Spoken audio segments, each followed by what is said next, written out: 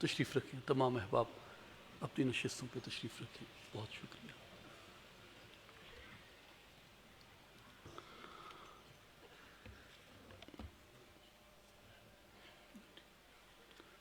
الحمد للہ وحدہ الصلاة والسلام علی من لا نبی بعدہ وعلی آلہ وصحبہ اجمعین. ان اللہ وملائکتہ یصلون علی النبی یا ایہا الذین آمنوا صلوا علیہ وسلموا تسلیما. اللہم صلی علی سیدنا و مولانا محمد وعلی آل محمد واصحاب محمد وبارک وسلم. تمام احباب بآواز بلند پڑھیں الصلاۃ والسلام علیک یا سیدی یا رسول اللہ وعلی آلک واصحابک یا حبیب اللہ یا محبوب اللہ یا محمد الرسول اللہ صلی اللہ علیہ وآلک وبارک وسلم. قابل احترام معزز اور محترم مہمانان گرامی، علماء کرام، مشائخ اعظام، بزرگوں، بھائیوں اور ساتھیوں، السلام علیکم ورحمۃ اللہ وبرکاتہ. ناچیز کے لیے یہ سعادت کی بات ہے آج کی اس میلاد مصطفیٰ صلی اللہ علیہ وآلہ وسلم اور حق باہو کانفرنس میں آپ کے ساتھ مخاطب ہونے کا شرف حاصل کر رہا ہوں. اور میں اصلاحی جماعت و عالمی تنظیم العارفین دربار حضرت سلطان باہو رحمۃ اللہ علیہ کی جانب سے آپ تشریف لانے والے تمام معزز اور محترم مہمانان گرامی کا تہ دل سے شکریہ ادا کرتا ہوں اور آپ کو خوش آمدید کہتا ہوں. And specially I am very thankful to all our most honorable excellencies, ambassadors, representatives from different Muslim embassies. I am very glad and delighted that you are here in today's our ceremony. میرے بھائیوں اور بزرگوں، نبی اکرم خاتم الانبیاء صلی اللہ علیہ وآلہ وسلم کی ذات اقدس ہمارے ایمان کا اور ہماری محبتوں کا محور ہے. ہم سب حضور صلی اللہ علیہ وآلہ وسلم سے محبت رکھتے ہیں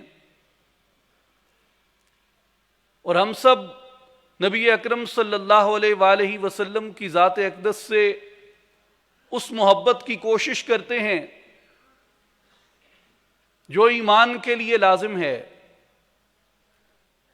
جیسا کہ حضور صلی اللہ علیہ وآلہ وسلم کا فرمان ہے کہ جب تک تم اپنے ماں باپ، اہل و عیال، گھر بار، مال و متاع، ہر چیز سے بڑھ کے، حتیٰ کہ خود اپنی جان سے بڑھ کر بھی مجھ سے محبت نہیں کرتے، تمہارا ایمان کامل نہیں ہو سکتا. تو ہم سب حضور سے اس محبت کا دعویٰ رکھتے ہیں یا اس محبت کے لیے کوشاں رہتے ہیں. ناچیز آپ سے ایک دلچسپ بات یہ عرض کرنا چاہتا ہے. جو محبت کا فلسفہ غالباً امام جامی نے بیان کیا کہ عشق اول در دل معشوق پیدا می شود، کہ جو اپنے آپ کو عاشق کہتا ہے، اپنے آپ کو محب کہتا ہے، وہ در حقیقت محب ثانی ہوتا ہے. اور جس کو وہ معشوق کہتا ہے، جسے وہ محبوب کہتا ہے، وہ اس کا محب اول ہوتا ہے. کہ جب تک عشق یا محبت معشوق کے دل میں پیدا نہ ہو، عاشق اس سے عشق نہیں کر سکتا اور محب اس سے محبت نہیں کر سکتا. تو جو محبت ہے وہ پہلے محبوب کے دل کے اندر پیدا ہوتی ہے۔ محبت خیر خواہی کا نام ہے، تو خیر خواہی پہلے محبوب کے سینے کے اندر ہوتی ہے، محبوب کے دل کے اندر ہوتی ہے۔ اگر آپ قرآن مجید میں دیکھیں، نبی اکرم صلی اللہ علیہ وآلہ وسلم کا تعارف اللہ تبارک و تعالی نے جس پیرائے میں کروایا، لَقَدْ جَاءَكُمْ رَسُولٌ مِّنْ أَنفُسِكُمْ عَزِيزٌ عَلَيْهِ مَا عَنِتُّمْ حَرِيصٌ عَلَيْكُمْ بِالْمُؤْمِنِينَ رَءُوفٌ رَحِيمٌ۔ اللہ نے فرمایا کہ بے شک تمہارے پاس تمہیں میں سے ایک باعظمت رسول صلی اللہ علیہ وآلہ وسلم جلوہ فرما ہوئے، اور تمہارا مشقت میں پڑنا، تمہارا تکلیف میں پڑنا انہیں گراں گزرتا ہے، انہیں ناگوار گزرتا ہے۔ اور اے لوگو، وہ تمہارے لیے، تمہاری بھلائی کے لیے آرزو مند رہتے ہیں، اور مومنوں کے لیے نہایت ہی شفیق اور نہایت ہی مہربان ہیں۔ جب ہم ان آیات کو پڑھتے ہیں تو عموماً ان کے شان نزول کو بیان کیا جاتا ہے، ان سے وابستہ متصل متعلقہ صحابہ کرام رضوان اللہ علیہم اجمعین کے واقعات کو بیان کیا جاتا ہے، اور یہ دیکھا جاتا ہے کہ یہ آیت کب نازل ہوئی، یہ کہاں پہ نازل ہوئی، اس میں کون کون لوگ داخل اور کون کون لوگ شامل ہیں۔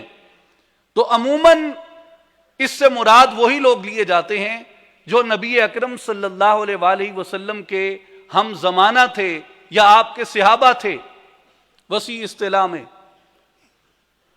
مگر مومنین، مسلمین و مسلمات، مومنین و مومنات، یاد رکھیں یہ ہمارے لیے اللہ تبارک و تعالی کی خوشخبری ہے، اس لیے کہ ایمان والے قیامت تک موجود رہیں گے، ایمان والے قیامت تک موجود رہیں گے۔ اور حضور صلی اللہ علیہ وآلہ وسلم کے بارے میں اللہ نے فرمایا کہ حریص علیکم بالمؤمنین، وہ ہر وقت تم پہ شفقت کے، رحمت کے، مہربانی کے آرزو مند رہتے ہیں، اس کے خواہاں اور طالب رہتے ہیں۔ تو جب تک کوئی مومن اس زمین کے اوپر موجود ہے، وہ چاہے حضور کے زمانے کے اندر تھا یا حضور سے 14 صدیاں برس 14 صدیاں بعد آتا ہے، ہر ایک کے ساتھ حضور صلی اللہ علیہ وآلہ وسلم اسی طرح محبت فرماتے ہیں۔ تو میرا یہ گمان، میرا یہ یقین کہ رسول اللہ صلی اللہ علیہ وآلہ وسلم جس طرح اپنی امت کے اولین سے محبت فرماتے ہیں، حضور صلی اللہ علیہ وآلہ وسلم اپنی امت کے آخرین سے بھی محبت فرماتے ہیں۔ جن لوگوں نے حضور کا زمانہ نہیں پایا، جو لوگ حضور کے بعد ایمان لے کے آئے، ان کے لیے میرے آقا صلی اللہ علیہ وآلہ وسلم نے اپنی محبت کا اظہار کیا۔ تو اس لیے ناچیز یہ کہنے میں اپنے آپ کو حق بجانب سمجھتا ہے کہ ہم اگر حضور سے محبت کرتے ہیں تو امام جامی کے قول کے مطابق کہ عشق اول در دل معشوق پیدا می شود، میں بعد میں محبت کرتا ہوں حضور سے، حضور مجھ سے پہلے محبت فرماتے ہیں۔ آپ مشکات شریف میں دیکھیے ایک حدیث ہے، ایک دن نبی اکرم صلی اللہ علیہ وآلہ وسلم اپنے صحابہ کرام رضوان اللہ علیہم اجمعین کے درمیان جلوہ فرما تھے، اور حضور صلی اللہ علیہ وآلہ وسلم نے ان سے ایک سوال فرمایا، ای الخلق اعجب الیکم ایمانا، کہ اے میرے صحابہ، تمہیں کس قوم کے، کس طبقے کے ایمان پہ دل نشین حیرت ہوتی ہے، خوشگوار حیرت ہوتی ہے، جو تمہیں خوشگوار طریقے سے عجیب لگتا ہو، کس طبقے کا ایمان ہے؟ صحابہ کرام حیران ہوئے سوال سن کے کہ یہ کیسا سوال ہے کہ کس طبقے کے ایمان پہ تمہیں خوشگوار حیرت ہوتی ہے؟ تو کچھ سوچ کے لوگوں نے عرض کی، یا رسول اللہ صلی اللہ علیہ وسلم، شاید ملائکہ کا ایمان اتنا اعلیٰ ہے کہ اس پہ خوشگوار حیرت ہوتی ہے۔ نبی کریم صلی اللہ علیہ وآلہ وسلم نے فرمایا وَمَا لَهُمْ لَا يُؤْمِنُونَ وَهُمْ عِنْدَ رَبِّهِمْ، اگر تم کہتے ہو کہ ملائکہ کا ایمان عجیب تر ہے، خوشگوار حیرت میں مبتلا کرنے والا ہے، تو ملائکہ میں اس درجے کا ایمان کیوں نہ ہو؟ کیونکہ وہ ہر وقت اپنے رب کے قرب میں رہتے ہیں۔ تو ملائکہ کے ایمان کی اس درجہ ترقی میں عجب کیا ہوا؟ صحابہ نے پھر عرض کی یا رسول اللہ فالنبیون، تو پھر ایسا عجب ایمان، ایسا حیرت انگیز ایمان، ایسا ایمان افروز ایمان انبیاء کا ہو سکتا ہے؟ رسول اللہ صلی اللہ علیہ وآلہ وسلم نے فرمایا وَمَا لَهُمْ لَا يُؤْمِنُونَ وَالْوَحْيُ يَنزِلُ عَلَيْهِمْ، حضور نے کہا کہ میرے صحابہ، انبیاء کا ایمان اس درجے مضبوط، توانا، حیرت انگیز کیوں نہ ہوگا جبکہ اللہ کی طرف سے ان پہ وحی کی جاتی ہے؟ پھر صحابہ عرض کرتے ہیں فَنَحْنُ، یا رسول اللہ تو پھر ہم ہی بچتے ہیں، پھر ہمارا ایمان اتنا پختہ اور اتنے بڑے درجے کا ہے۔ حضور صلی اللہ علیہ وآلہ وسلم نے فرمایا تمہارے ایمان میں عجب کیا کہ اگر تم یہ کہو کہ ہمارا ایمان اتنا پختہ درجے کا ہے جبکہ میں تمہارے درمیان موجود ہوں، میری زیارت کرتے ہو، مجھے اٹھتے بیٹھتے دیکھتے ہو، مجھے چلتے پھرتے دیکھتے ہو، مجھ پہ وحی کو نازل ہوتے ہوئے دیکھتے ہو، مجھ پہ کلام اترتے ہوئے دیکھتے ہو، تو اس میں حیرت کیا ہوگی؟ اس میں عجب کیا ہوگا؟ تو صحابہ خاموش ہو گئے، عرض کرتے ہیں یا رسول اللہ صلی اللہ علیہ وسلم پھر آپ رہنمائی فرمائیے کہ کن کا ایمان نہایت حیرت کا باعث ہے، نہایت عجب ہوگا، حیرت انگیز، خوشگوار پختگی رکھتا ہوگا؟ حضور صلی اللہ علیہ وآلہ وسلم نے فرمایا ان اعجب الخلق الی ایمانا لقوم یکونون من بعدی، ایسا عجب ایمان ملائکہ کا نہیں کیونکہ وہ اللہ کے قرب میں ہیں، ایسا عجب ایمان انبیاء کا نہیں کیونکہ ان پہ وحی نازل ہوتی ہے، ایسا عجب ایمان تمہارا نہیں کیونکہ میں تمہارے درمیان موجود ہوں، بلکہ فرمایا ایسا عجب حیرت انگیز پختہ ایمان ان لوگوں کا ہوگا جو ہر طرح کا آپشن پائیں گے، ہر طرح کی ترجیح پائیں گے میرے بعد، مگر میری کتاب دیکھ کے میرے اوپر ایمان لے آئیں گے۔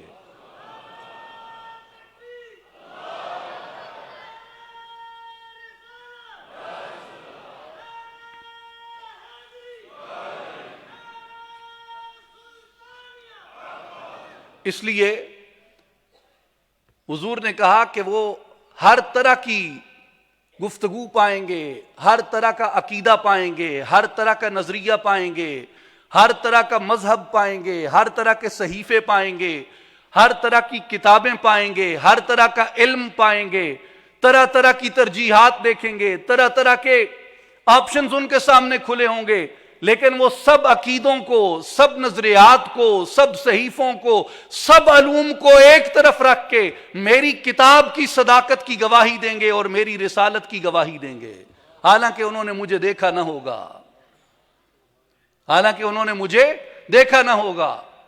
میرے بھائیوں اور بزرگوں، دوستوں اور ساتھیوں، مجھے اس میں کوئی شک نہیں ہے کہ ملائکہ کا ایمان افضل ہے، اس میں کوئی شک نہیں ہے کہ انبیاء کا ایمان افضل ہے، اس میں کوئی شک نہیں ہے کہ حضور کو دیکھنے والوں کا ایمان افضل ہے، لیکن یہ وہ بشارت ہے جو میرے کریم آقا نے اپنی زبان مبارک سے ہم گناہگار امتیوں کے لیے فرمائی جو اپنے نبی کے 1400 برس بعد آئے۔ ہمارے اور اپنے درمیان ایک نسبت کو رسول اللہ نے قائم فرمایا، ہمارے لیے حضور نے ایک بشارت کو قائم فرمایا، ایک خوشخبری کو قائم فرمایا، ایک نوید کو قائم فرمایا، محبت کے ایک ذریعے کو استوار فرمایا۔ امام احمد ابن حنبل نے روایت فرمایا کہ رسول اللہ صلی اللہ علیہ وآلہ وسلم نے فرمایا میرے بھائیو خوشخبری سنیں، حضور کی خوشخبری سنیں اور حضور کی وہ محبت دیکھیں جو حضور نے ہم غریبوں، لاچاروں، مسکینوں، گناہگاروں، تقصیروں کے بھروں سے فرمائی۔ حضور نے فرمایا طوبی لمن رآنی وآمن بی، اسے مبارک ہو جس نے مجھے دیکھا اور ایمان لایا، اسے مبارک ہو جس نے مجھے دیکھا اور ایمان لایا۔ وَطُوبَى 7 مرات لمن لم يرنی وآمن بی، حضور نے کہا جس نے مجھے دیکھا اور ایمان لایا اسے مبارک ہو، اور ایسے شخص کو 7 مرتبہ مبارک ہو جس نے مجھے نہ دیکھا اور مجھ پہ ایمان لایا۔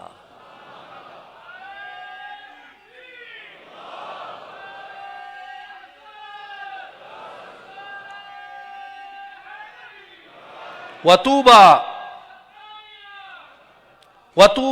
7 مرات لمن لم يرنی وآمن بی، 7 مبارکیں ایسے شخص کے ہوں جس نے مجھے نہ دیکھا اور مجھ پر ایمان لے کے آیا۔ میرے دوستوں اور ساتھیوں، کبھی ہم اپنے آپ کو دیکھتے ہیں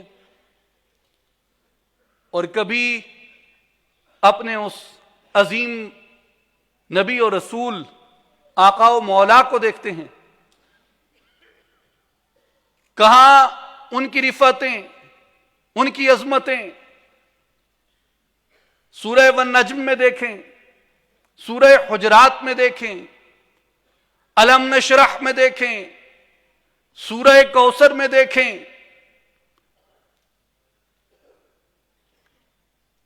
پورے قرآن میں دیکھیں، حضور کی جو رفتیں، عظمتیں، بلندیاں، شان، ادب اللہ نے جو بیان کی، جو لطافت قرآن میں اللہ نے بیان کی حضور صلی اللہ علیہ وآلہ وسلم کی، کہاں وہ مبارک آنکھ جس کے اعتدال کو قرآن نے بنظر تحسین بیان کیا، ما زاغ البصر وما طغى،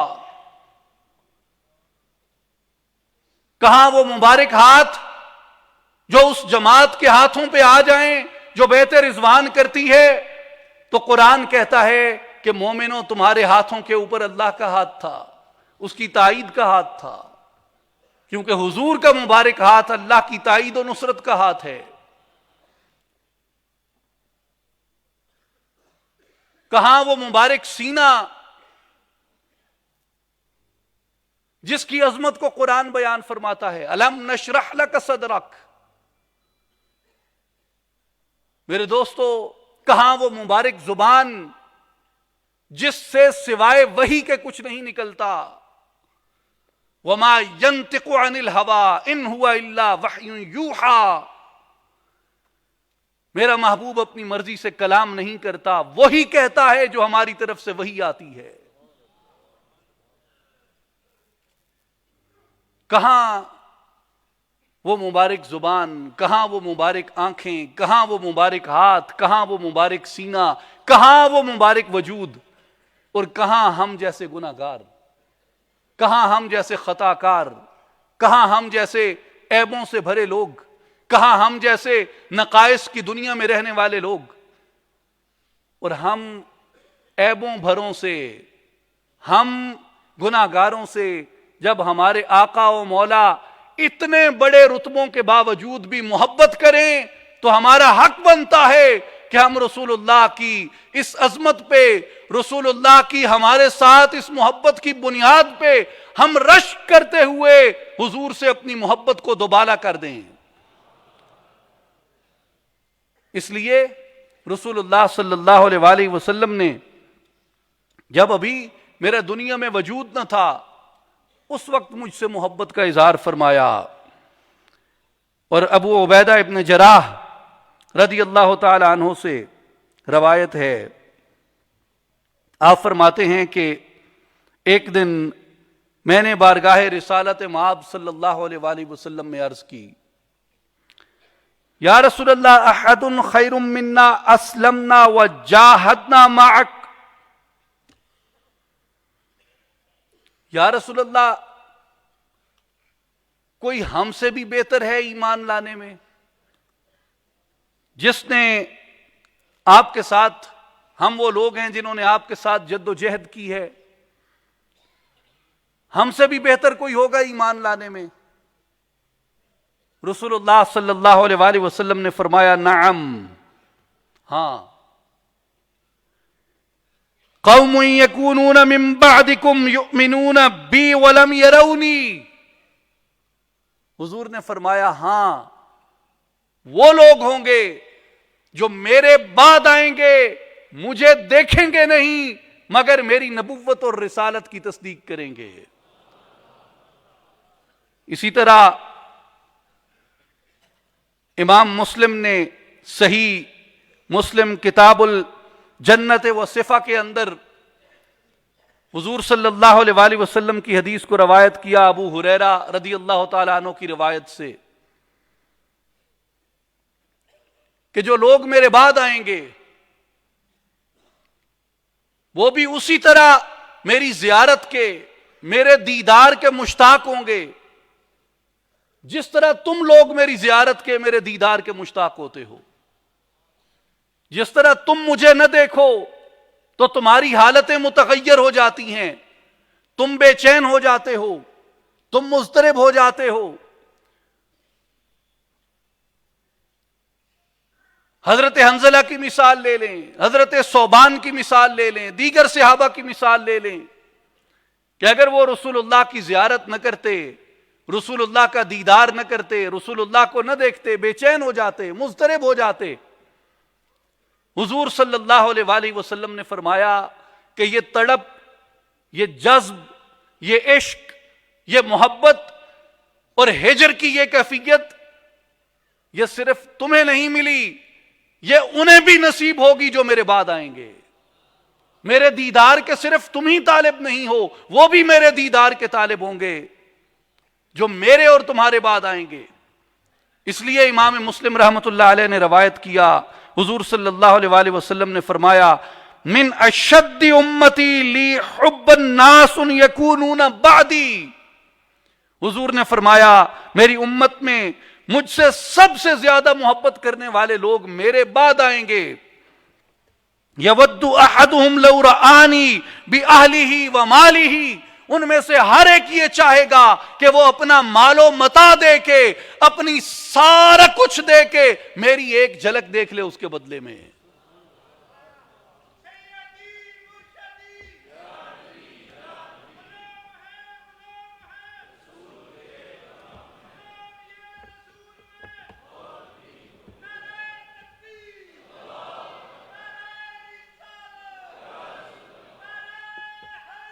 میرے بھائیوں اور بزرگوں، میرے دوستوں اور ساتھیوں، اگر آپ غور کریں تو آپ کو یہ مبارک فرامین بہت کچھ بتاتے ہیں کہ ہماری محبت، ہماری الفت سید الانبیاء صلی اللہ علیہ وآلہ وسلم سے کیسی ہے، اس کی پاکیزگی کیا ہے،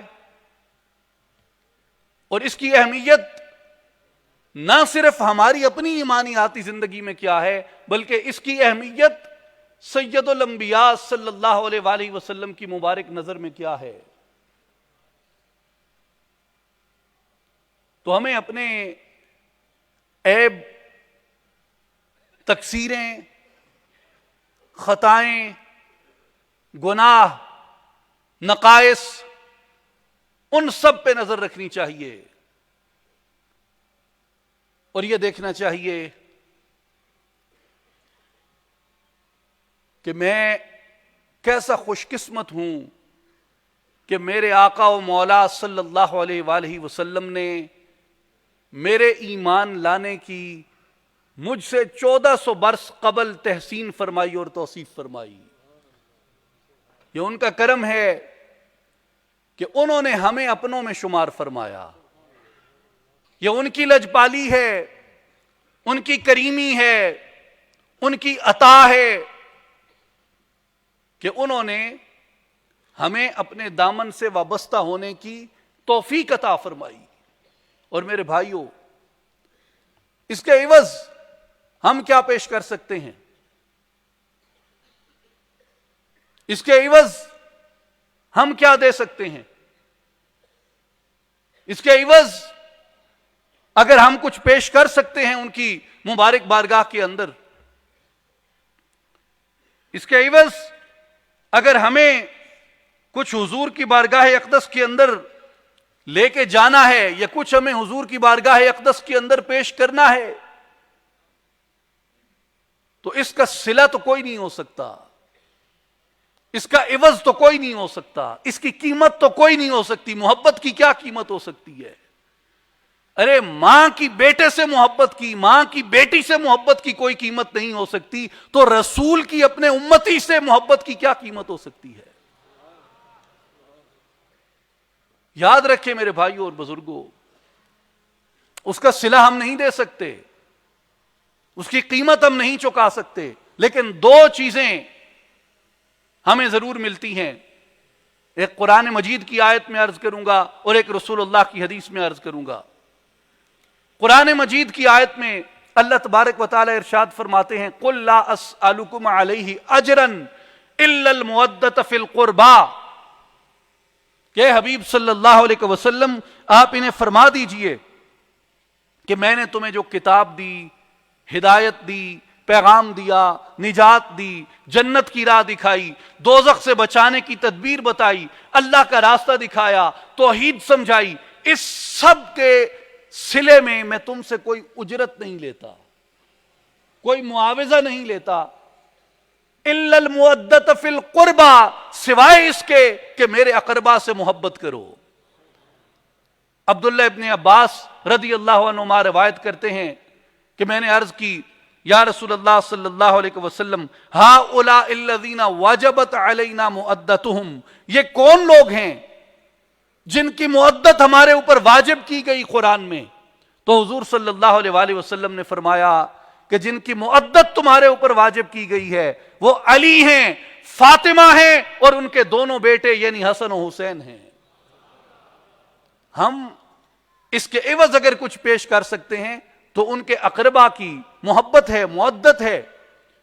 اور حدیث پاک میں رسول اللہ صلی اللہ علیہ وآلہ وسلم نے فرمایا لا یؤمن احدکم، اگر چاہتے ہو کہ تمہارا ایمان مکمل ہو جائے تو یاد رکھو تم میں کوئی کامل ایمان والا تب تک نہیں ہو سکتا حتی یکون ہواہ تبعا لما جئت بہ، حتیٰ کہ وہ اپنے آپ کو اس کے تابع نہ کر دے جو اللہ نے مجھے دے کے بھیجا ہے.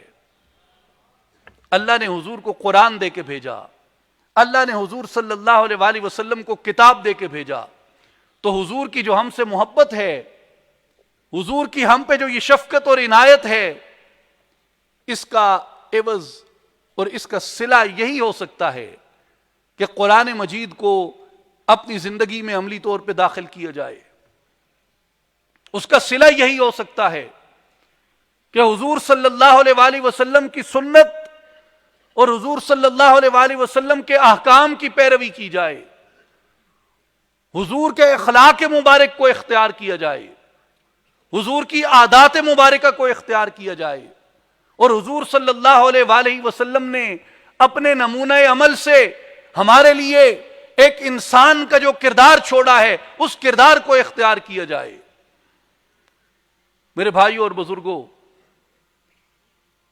آج آپ غور کریں، ہم جس مقام پہ موجود ہیں، جس معاشرے کے اندر رہتے ہیں، اس معاشرے میں ہم نے حضور کے اخلاق، حضور کے کردار سے کیا پھیلایا. اور وہ لوگ جو رسول اللہ کے مخالف تھے، جو موافقت نہیں رکھتے تھے، جو جنگ کرتے تھے آپ کے خلاف اس پیغام کے بدلے میں، ہم نے ان کے اخلاق کو ترجیح دی۔ رسول اللہ کا اخلاق کیا ہے؟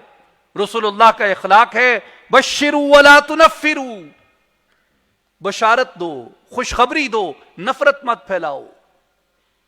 رسول اللہ کا اخلاق کیا ہے؟ وَيَسِّرُوا وَلَا تُعَسِّرُوا، آسانیاں پیدا کرو، لوگوں کو مشکلات میں مت ڈالو۔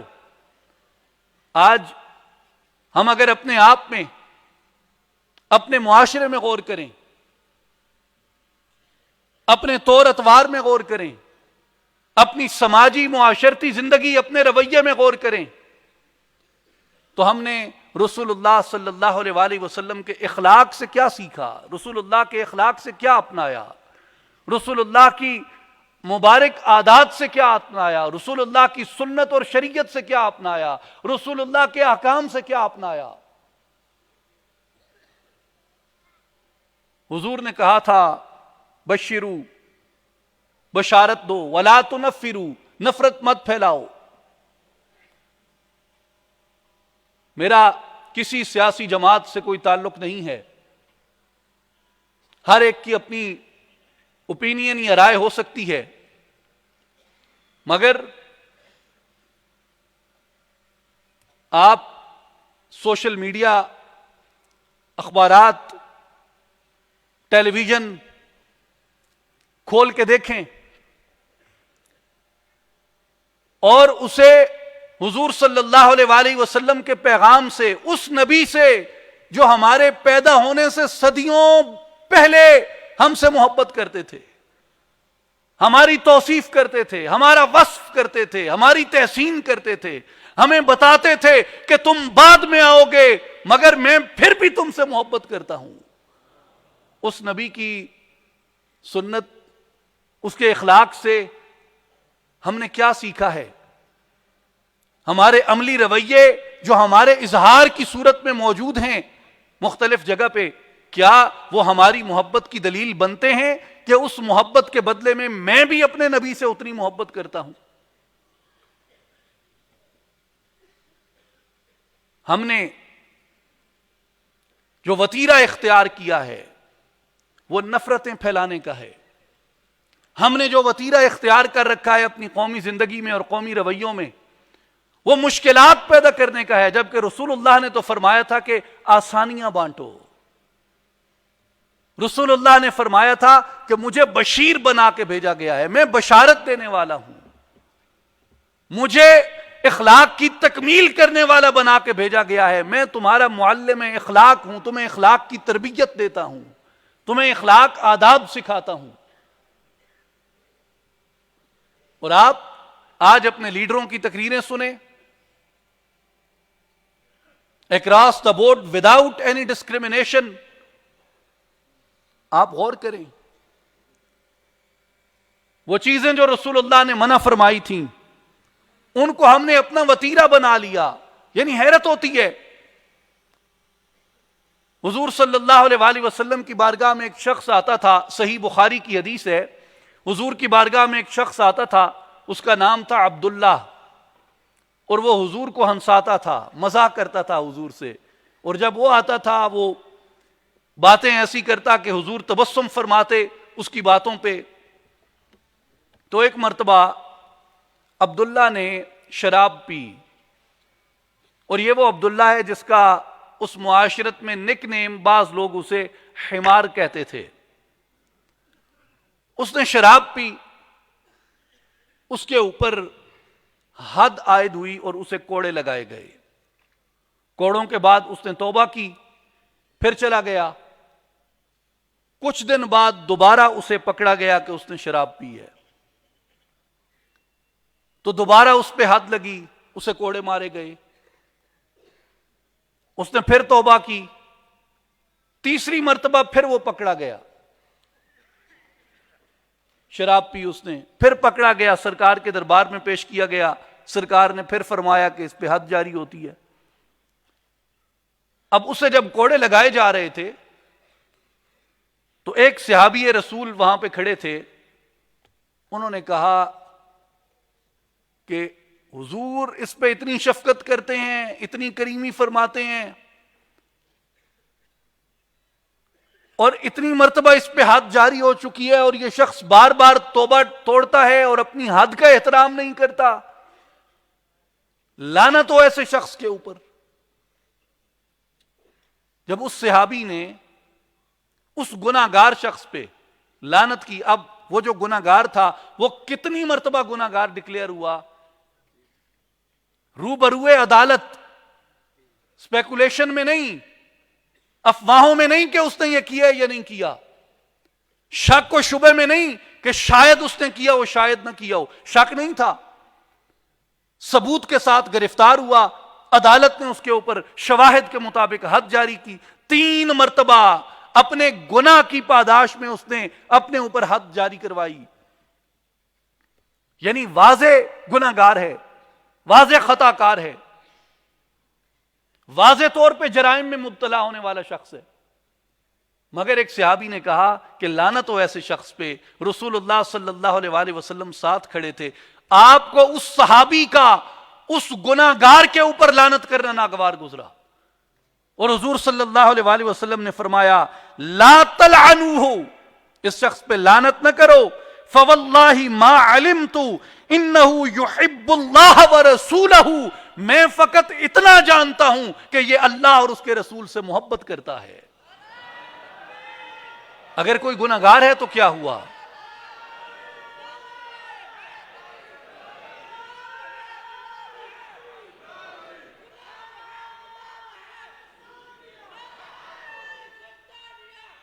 میرے بھائیوں اور بزرگوں، ایک ڈکلیئرڈ گناہگار ہے، عدالت سے 3 مرتبہ سزا یافتہ ہے ایک جرم میں، حضور کے روبرو سے حد جاری کی گئی، تعزیر جاری کی گئی، کوڑے لگائے گئے، شرابی ہے، توبہ توڑتا ہے، کئی گناہ کرتا ہے، مگر رسول اللہ نے فرمایا کہ میں اس کے بارے میں اتنی بات جانتا ہوں کہ یہ اللہ اور اس کے رسول سے محبت کرتا ہے، اس لیے یہ لعنت کا مستحق نہیں ہے۔ اس کا گناہگار ہونا ضرور اپنی جگہ مسلم ہے، مگر اپنے گناہوں کے باوجود بھی یہ لعنت کا مستحق نہیں ہے۔ میرے بھائیوں اور بزرگوں، ابو درداء رضی اللہ تعالیٰ عنہ کی روایت ہے، امام ابو داؤد نے بیان کیا اسے، کہ حضور صلی اللہ علیہ وآلہ وسلم نے فرمایا جو کسی پہ لعنت کرتا ہے، وہ لعنت جب اس کے منہ سے، اس کے لبوں سے نکلتی ہے تو وہ لعنت آسمان کی طرف جاتی ہے، جب وہ آسمان کی طرف جاتی ہے تو آسمان کے دروازے بند کر دیے جاتے ہیں، وہ لعنت آسمانوں میں راہ نہیں پا سکتی، وہ زمین کی طرف لوٹتی ہے، جب وہ زمین کی طرف آتی ہے زمین کے دروازے بند کر دیے جاتے ہیں، وہ لعنت زمین میں راہ نہیں پا سکتی۔ امام ابو داؤد نے ابو درداء رضی اللہ عنہ کی روایت سے اسے روایت فرمایا، زمین کے دروازے بند کر دیے جاتے ہیں، وہ لعنت زمین میں راہ نہیں پاتی، وہ لعنت دائیں جاتی ہے، دائیں راہ نہیں پاتی، وہ لعنت بائیں جاتی ہے، وہ لعنت بائیں راہ نہیں پاتی، پھر اس کو لوٹا کے اسی شخص پہ ڈالا جاتا ہے جس کی زبان سے وہ ادا ہوئی ہوتی ہے۔ میرے دوستو،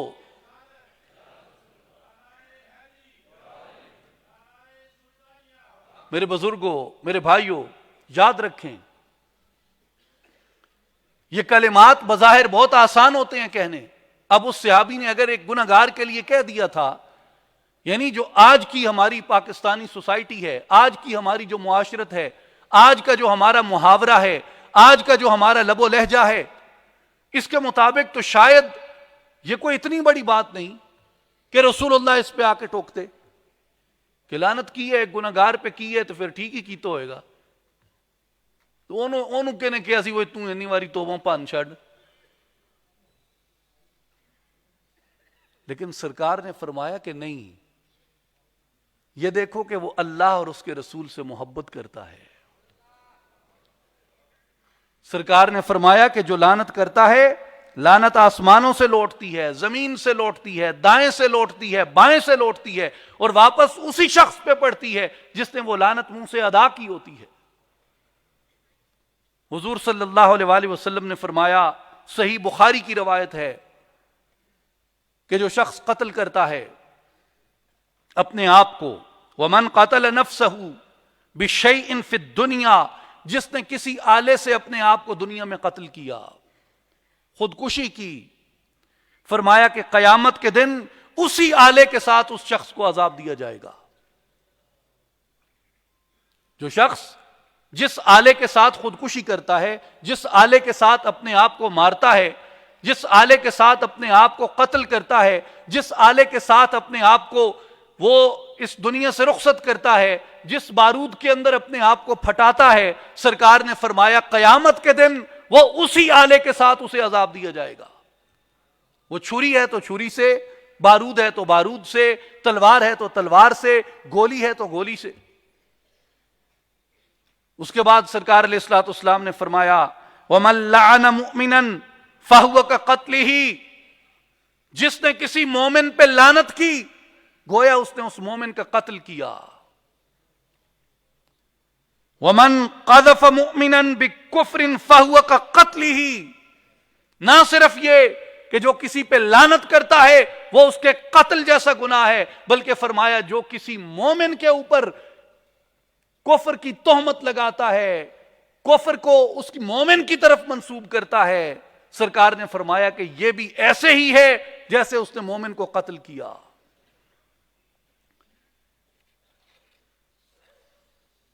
ہم تہمت لگاتے ہیں، کفر کی تہمت۔ آپ یہاں دیکھیں،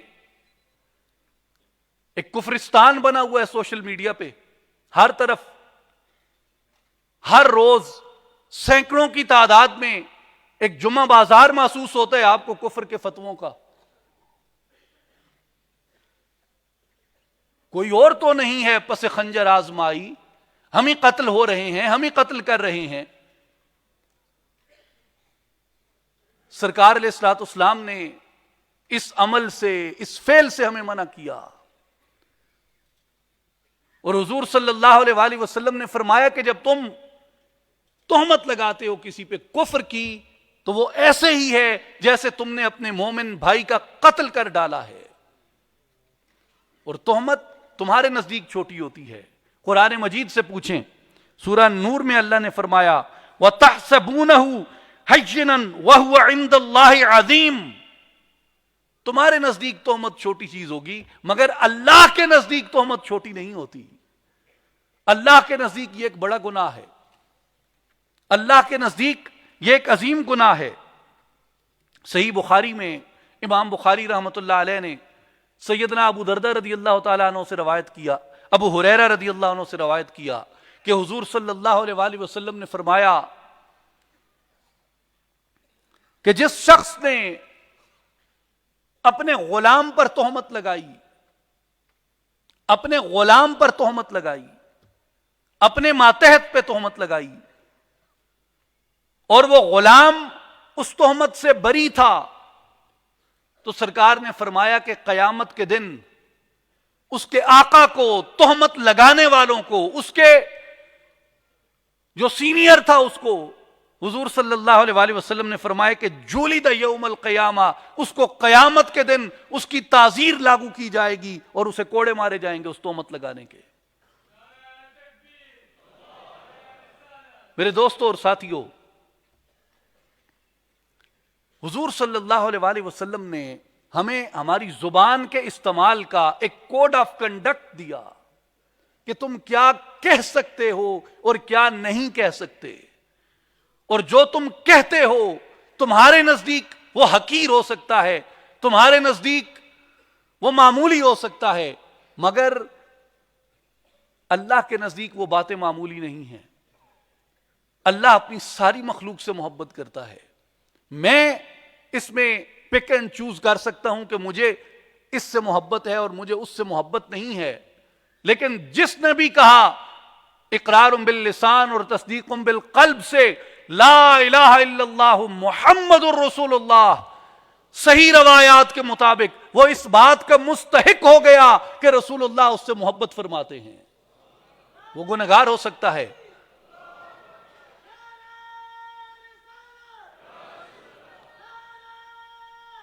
میں آپ کو ایک سادہ بات سمجھا دیتا ہوں، آپ کو یاد رہے گی کہ حضور صلی اللہ علیہ وآلہ وسلم اپنے امتیوں سے محبت فرماتے ہیں۔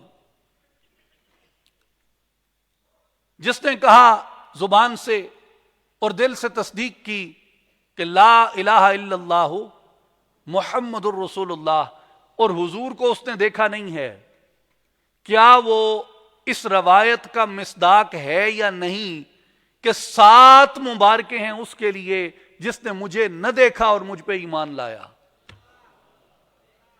وہ اس بات کا مصداق ہے یا نہیں؟ یہ حدیث اس پہ منطبق ہوتی ہے یا نہیں ہوتی؟ میرے آقا کا یہ قول اس پہ لاگو ہوتا ہے یا نہیں ہوتا؟ ہوتا ہے نا؟ تو وہ کیا بن گیا؟ حضور نے اس کے لیے 7 مبارکیں فرمائیں۔ تو جب کسی کو تہمت لگانے لگو تو کیا ہم صرف اتنا وعدہ اپنے آپ سے اور اپنے نبی سے کر سکتے ہیں کہ میں کسی کو بھی تہمت لگانے سے پہلے یہ ضرور دیکھ لوں گا کہ کیا وہ میرے آقا کی 7 مبارکوں کا مستحق ہے یا نہیں ہے؟ میرے بھائیوں اور بزرگوں، ہم جب کسی کو لعنت کرتے ہیں تو کیا ہم ایک لمحے کے لیے رک کر یہ سوچ سکتے ہیں کہ یہ وہ شخص ہے جسے اللہ اور اس کے رسول سے محبت ہے؟ اور اگر اسے اللہ اور اس کے رسول سے محبت ہے تو کیا اللہ اور اس کا رسول کا حبدار اس بات کا مستحق ہے کہ اسے لعنت کی جائے؟ اور جب رسول اللہ اس سے محبت کرتے ہیں، اس کے محبت کرنے سے پہلے اس سے محبت کرتے ہیں،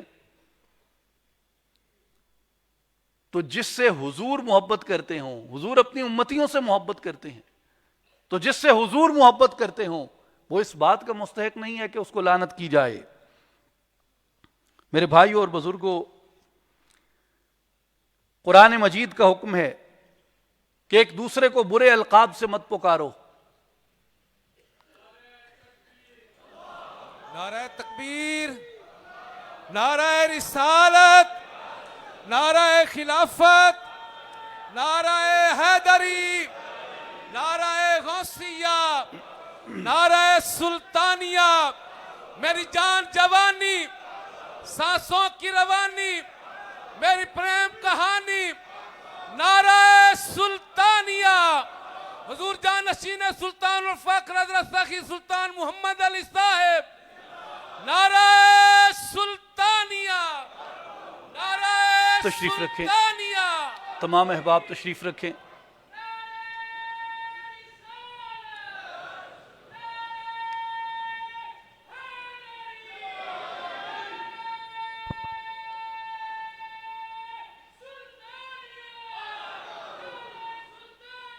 میرے بھائیوں، محبت سے، ادب سے، ذوق سے اپنی نشستوں پہ تشریف رکھیں۔ ہماری خوش قسمتی ہے کہ مرشد کریم جانشین سلطان الفقر بانی اصلاحی جماعت حضرت سلطان محمد علی صاحب، سرپرست اعلیٰ اصلاحی جماعت و عالمی تنظیم العارفین دربار عالیہ سلطان العارفین حضرت سلطان باہو رحمۃ اللہ علیہ، آپ اس بزم میں رونق افروز ہیں۔ ہم آپ کی موجودگی کے فیضان سے فیضیاب ہو رہے ہیں، اور ہم سب کے یہاں جمع ہونے کا مقصد اللہ اور اس کے رسول صلی اللہ علیہ وآلہ وسلم کی رضا اور محبت کو تلاش کرنا ہے، اور صالحین کی معیت میں، صالحین کی صحبت میں، نیکوں کی صحبت میں اللہ اور اس کے رسول کی محبت کو تلاش کرنا یہ ایمان کی تقویت کا باعث ہے۔ تو ہماری خوش قسمتی ہے کہ آپ کی معیت اور صحبت میں ہم اس پیغام سے باہرور ہو رہے ہیں۔ میرے بھائیوں، نبی کریم صلی اللہ علیہ وآلہ وسلم نے فرمایا کہ مسلمان کو گالی دینا فسق ہے، اور مسلمان کا قتال کرنا کفر ہے. اور نبی کریم صلی اللہ علیہ وآلہ وسلم کی حدیث پاک ہے صحیح بخاری میں، حضور نے فرمایا کہ کبر الکبائر ہے ایک شخص اپنے ماں اور باپ کو گالی دے. تو صحابہ میں سے ایک شخص نے حیران ہو کر پوچھا، یا رسول اللہ صلی اللہ علیہ وسلم، یہ کیسے ممکن ہے کہ کوئی شخص اپنی ماں کو یا اپنے باپ کو گالی دے؟ رسول اللہ صلی اللہ علیہ وآلہ وسلم نے فرمایا کہ وہ براہ راست نہ بھی دے، جب وہ کسی کے باپ کو گالی دیتا ہے تو وہ شخص جواب میں اس کے باپ کو گالی دے گا. جب وہ کسی کی ماں کو گالی دیتا ہے تو وہ شخص جواب میں اس کی ماں کو گالی دے گا. تو اس لیے رسول اللہ نے فرمایا کہ یہ بنیادی طور پہ اپنی ماں اور اپنے والد کو گالی دے رہا ہے. میرے بھائیوں اور بزرگوں، یہ روایات عرض کرنے کا مقصد محض یہ نہیں تھا کہ ان کا بیان ہو جائے، بلکہ اس کا مقصد یہ تھا کہ یہ حضور صلی اللہ علیہ وآلہ وسلم کے نمونہ عمل کے طور پہ ہمارے سامنے روشن اور واضح ہیں. میرے آقا نے کبھی کسی مومن اور مسلمان پہ لعنت نہیں فرمائی. میرے آقا و مولا صلی اللہ علیہ وآلہ وسلم نے کبھی کسی پہ تہمت نہ فرمائی. میرے آقا و مولا صلی اللہ علیہ وآلہ وسلم نے کبھی کسی کو گالی نہ دی. میرے آقا و مولا صلی اللہ علیہ وآلہ وسلم نے کبھی کسی کے عیب نہ اچھالے، کبھی کسی کی کوتاہیوں کو، غلطیوں کو حضور صلی اللہ علیہ وسلم نے ممبروں سے بیان نہ فرمایا، بلکہ لوگوں کی عیب پوشی کی، لوگوں کے ستر ڈھانپے. اس لیے حضور صلی اللہ علیہ وآلہ وسلم نے اپنی امت کو، اپنے صحبت نشینوں کو، اپنے پاس بیٹھنے والوں کو اور اپنے بعد آنے والوں کے لیے حضور صلی اللہ علیہ وآلہ وسلم نے یہ احکامات چھوڑے کہ لوگوں لعنت نہ کرنا، لوگوں گالی نہ دینا، لوگوں کسی کے عیب مت اچھالنا، لوگوں کسی کو تم تہمت سے داغدار مت کرنا. میرے بھائیوں اور بزرگوں، آج اپنی معاشرت ہمارے اپنے ہاتھ میں ہے. اس معاشرت میں ہم زندہ ہیں. جو اچھا بوئیں گے ہم خود بھگتیں گے. ہمارے بچے اس اچھے گفتگو، اچھے کلام، اچھے رواج کی چھاؤں میں بیٹھیں گے. اگر آج ہم برائی کا بیج بوئیں گے، اگر آج ہم جبر کا، اگر آج ہم ظلم کا، گالم گلوچ کا، لعنت کا، تہمتوں کا، کفر کے فتووں کا بیج بوئیں گے، کل کو ہم خود اسی کانٹوں والے درخت کے نیچے ہوں گے. کل کو ہم خود، ہمارے بچے اس چیز کو، اس عذاب کو اور عذاب کو بھگتیں گے. تو یہ ہمارے اختیار میں ہے. اگر ہم واقعتاً رسول اللہ صلی اللہ علیہ وآلہ وسلم کی اس محبت سے اپنے آپ کو بہرہ ور کرنا چاہتے ہیں، اس محبت کا صلہ چاہتے ہیں، اس محبت کا اجر چاہتے ہیں، اس محبت کا مزہ چاہتے ہیں، اس محبت کی مٹھاس چاہتے ہیں، تو اللہ اور اس کے رسول کی رضا کی خاطر رسول اللہ کے اخلاق اور آداب کا نمونہ بنا لو اپنے آپ کو. رسول اللہ کے آداب اور اخلاق میں ڈال لو اپنے آپ کو. میرے بھائیوں اور بزرگوں، الیکشن کا دور دورہ ہے. میری یہاں موجود تشریف فرما آپ تمام اہل پاکستان مسلمانوں سے یہ گزارش ہے کہ اپنے آپ کو کسی کی خاطر کسی گناہ میں مت گھسیٹیں. میں آپ سے کوئی عہد نہیں لینا چاہتا.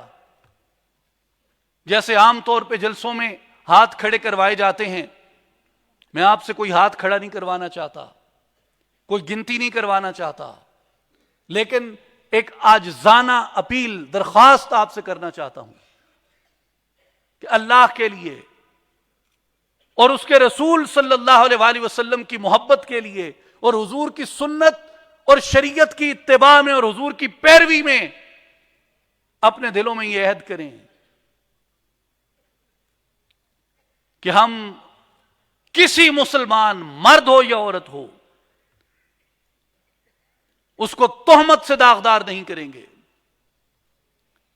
اپنے ضمیر میں، اپنے دلوں میں یہ عہد کریں کہ میں محمد مصطفیٰ احمد مجتبیٰ کا امتی ہوں، جس نے اپنے تو اپنے بیگانوں کے عیب چھپائے.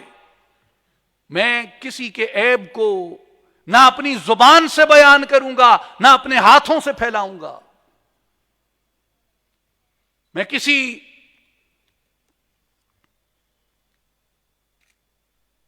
سیاسی لیڈر کے جلسے میں کسی کی عزت، آبرو، چار دیواری، بہن بیٹی کو دی گئی گالی کے نتیجے میں اس کے جوش کو دیکھ کے میں تالی نہیں بجاؤں گا. یہ مجھے اپنے آپ سے عہد کرنا ہے.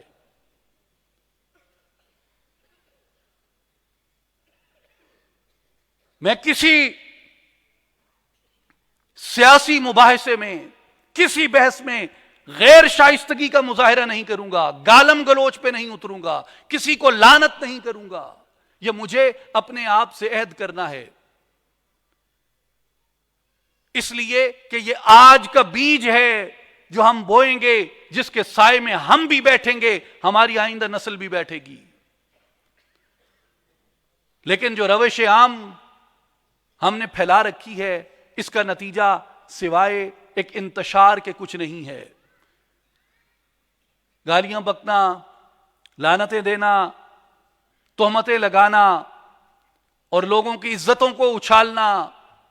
میرے بھائیوں اور بزرگوں، یہ نہ ملک کے حق میں ہے، نہ معاشرے کے حق میں ہے، نہ ملت کے حق میں ہے. آج آپ دیکھیں دنیا اسلام کا سب سے بڑا مسئلہ، اگر آپ مسائل کی فہرست بنائیں تو ان میں ایک سب سے بڑا مسئلہ داخلی انتشار ہے. داخلی انتشار کی وجہ کیا ہے؟ داخلی انتشار کی وجہ اس طرح کے غیر مہذبانہ رویے ہیں، اس طرح کے شدت پسندانہ رویے ہیں، عدم برداشت ہے. اور اس داخلی انتشار کے نتیجے میں آپ بھگت کیا رہے ہیں؟ کبھی آپ نے سوچا؟ اس جھوٹی جذباتیت کے نتیجے میں دنیا اسلام بھگت کیا رہی ہے؟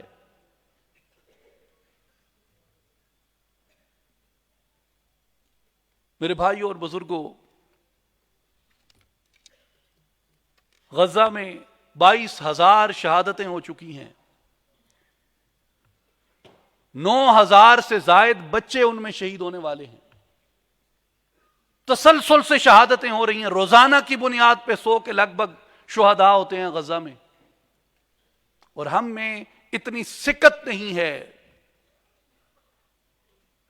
کہ ہم اپنے ان بھائیوں تک پراپر ایڈ پہنچا سکیں، اور مدد تو دور کی بات ہے.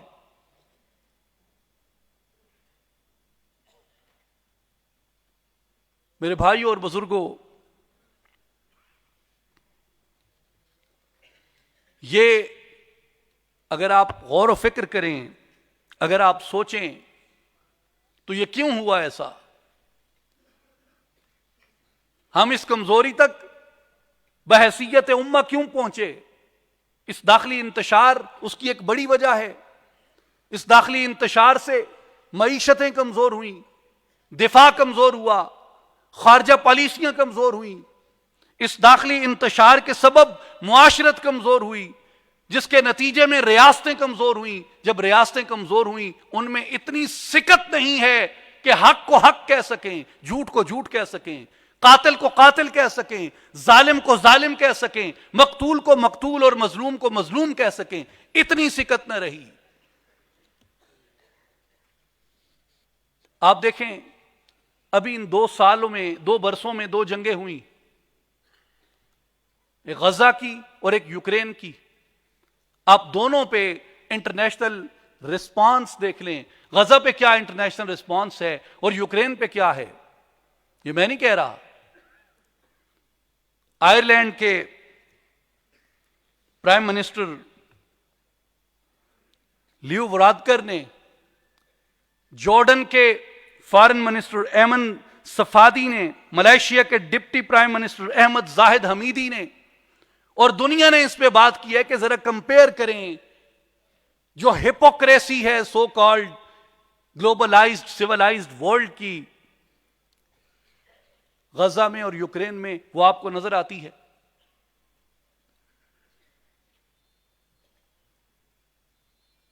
تو ہم بحیثیت امت، بحیثیت معاشرت اس قدر کمزور ہیں کہ اپنے قبلہ اول کے لیے بھی نہیں بول سکتے۔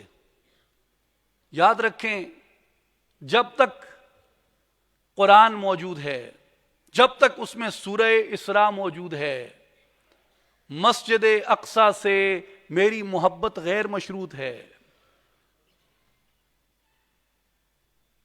سبحان الذی اسری بعبدہ لیلا من المسجد الحرام الی المسجد الاقصی الذی بارکنا حولہ، کہ پاک ہے وہ ذات جو راتوں رات اپنے بندے کو لے گیا مسجد حرام سے مسجد اقصی کی طرف، جس کے گرد و نواح کو ہم نے برکت عطا فرمائی ہے۔ آج آپ کو اقصی کے مطالبے سے دستبردار کریں گے تو پھر کل مسجد حرام کے مطالبے سے بھی دستبردار ہو جاؤ گے، تو کل پھر مسجد نبوی کے ملکیت سے بھی دستبردار ہو جاؤ گے۔ آج اگر اقصی کی ملکیت سے دستبردار ہوتے ہو، اقصی کی ملکیت سے دستبردار ہونے کا نتیجہ اور اس کا مطلب اتنا آسان نہیں ہے۔ اقصی کی ملکیت سے، اقصی کے دعوے سے دستبردار ہونے کا مطلب ہے کہ تیار ہو جاؤ، تمہیں مسجد نبوی کی دعوے داری سے بھی دستبردار کیا جائے گا۔ تیار ہو جاؤ، پھر تمہیں مسجد حرام کی دستبرداری سے بھی، اس مسجد حرام کی دعوے داری سے بھی دستبردار کیا جائے گا۔ یہ میرا اثاثہ ہے، میرے مذہب کا، میری قوم کا، میری کتاب نے مجھے یہ محبت سکھائی ہے، میں کیسے اس سے دستبردار ہو سکتا ہوں؟ لیکن آپ جب یہ شکوہ اپنی ریاستوں سے کرنے لگیں، میرے بھائیوں اور بزرگوں، میری آپ سے عاجزانہ اپیل ہے، ذرا گزشتہ 6 ماہ کی اپنی زبان دیکھ لیں سوشل میڈیا پہ، اپنا رویہ دیکھ لیں سوشل میڈیا پہ۔ ہم نے اپنے معاشرے میں کنٹریبیوٹ کیا کیا؟ کس نبی کی امت ہوتے ہوئے یہ کنٹریبیوشن ہے ہمارا؟ کس مالک و مولا کا دم بھرتے ہوئے، کس کی محبت کی اسیری کی دعوے داری کرتے ہوئے یہ ہمارا رویہ اور کردار ہے؟ بہت سی باتیں ہیں، میں یہاں مجلس کے تقدس کے پیش نظر نہیں لا سکتا۔ ایک میں آپ سے عاجزانہ عرض کرتا ہوں، 4 دیواری کیوں بنائی جاتی ہے؟ چوروں سے بچنے کے لیے؟ تو مجھے بتائیں، آج تک کس 4 دیواری نے چور روکے؟ کوئی 4 دیواری چور نہیں روک سکتی۔ تالا بنایا جاتا ہے، کیا تالا چور سے حفاظت کے لیے بنایا جاتا ہے؟ کون سا تالا ہے جو چور کو ریزسٹ کر سکتا ہے؟ 4 دیواری چور کو روکنے کے لیے نہیں ہوتی، 4 دیواری آپ کی پرائیویسی ہوتی ہے کہ جہاں آپ موجود ہیں اپنے بچوں سے، گھر والوں کے ساتھ، اس کے اندر کوئی تانک جھانک نہ کر سکے۔ اور آج خیر سے آپ جو ہمارے ٹک ٹاک ٹرینڈز ہیں ان کو دیکھیں، آپ اپنا بیڈ روم اٹھا کے سوشل میڈیا پہ لے آئے، آپ اپنی مقدس رشتے اٹھا کے سوشل میڈیا پہ ہم لے آئے۔ جو ایک بنیادی کامن سینس کی بات ہے کہ بھئی 4 دیواری کا مطلب کیا ہے، وہ آپ کی پرائیویسی ہے، چور سے بچاؤ کے لیے نہیں ہے 4 دیواری۔ 4 دیواری آپ کے گھر کے راز کی حفاظت کے لیے ہے، آپ کی تقدیس کی حفاظت کے لیے ہے، آپ کی حرمت کے لیے ہے، آپ کے احترام کی حفاظت کے لیے ہے، آپ کی تکریم کی حفاظت کے لیے ہے۔ اس کو آپ نے ٹاک آف ٹاؤن بنا دیا۔ تو میرے بھائی اور بزرگوں، ہمیں اپنے آپ کو سیرت پڑھتے ہوئے اور سیرت پاک کا مطالعہ کرتے ہوئے اس پیمانے میں رکھنا چاہیے، اور جو تفرقہ ہے، شدت ہے، اس سے اجتناب کرنا چاہیے، سخت گوئی سے، سخت رویوں سے اجتناب کرنا چاہیے۔ قرآن نے کیا کہا؟ وَاعْتَصِمُوا بِحَبْلِ اللَّهِ جَمِيعًا وَلَا تَفَرَّقُوا، اللہ کی رسی کو مضبوطی سے پکڑ لو اور تفرقے میں مت پڑو، تقسیم میں مت پڑو۔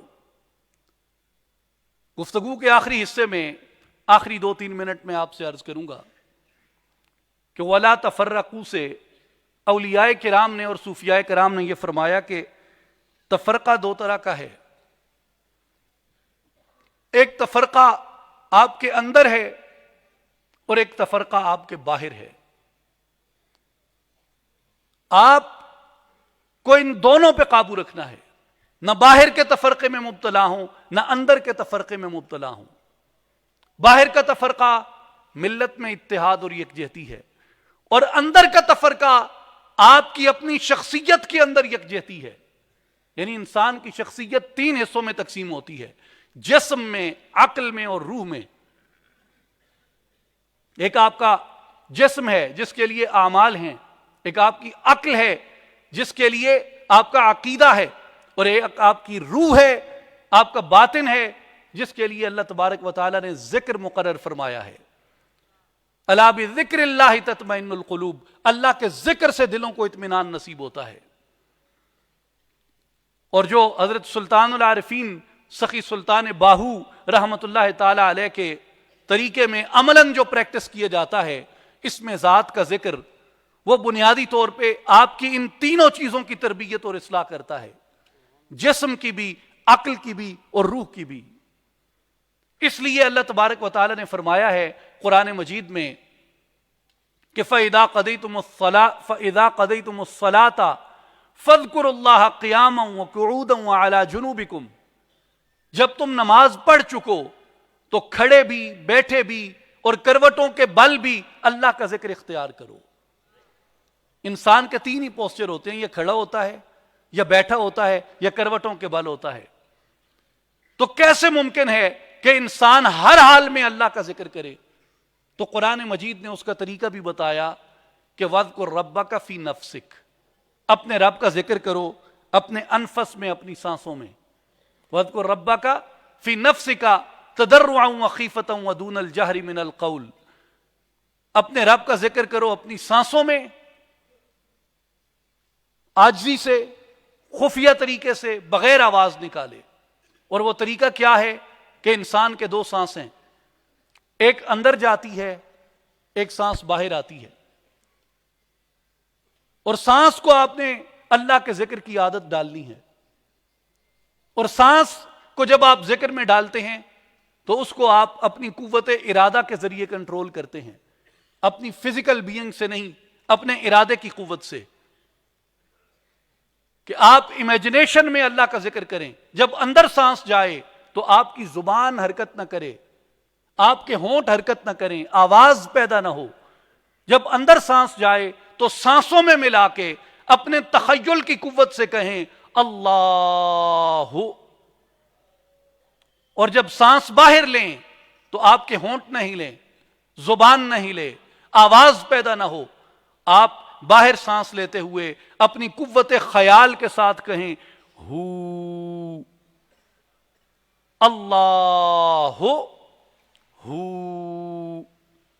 اللہ ہو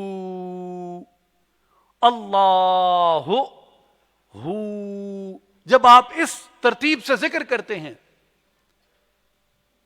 تو حضرت سلطان العارفین سلطان باہو رحمت اللہ علیہ فرماتے ہیں کہ یہ تمہارے وجود کے، تمہارے ہونے کی ہر ایک چیز کو اپنے ساتھ شامل کر لیتا ہے، تمہارے ظاہر کو بھی، تمہاری عقل کو بھی اور تمہاری روح کو بھی.